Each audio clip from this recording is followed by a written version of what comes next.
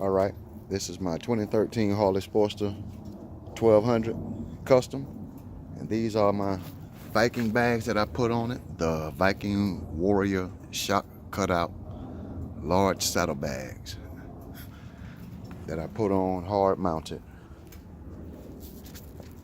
And they fit the bike nice. They follow the contour of the bike and they're lockable. I like everything about them. Hard shell on the inside. Outside is,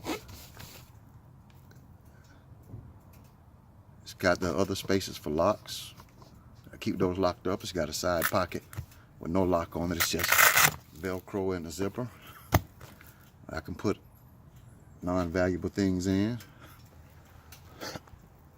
And that's just one more of my upgrades that I've done to the bike. Besides my bars, my pipes, my LED lights from Dynamic Customs, the grips, cramp buster, and I have a lot more upgrades that are coming in the future.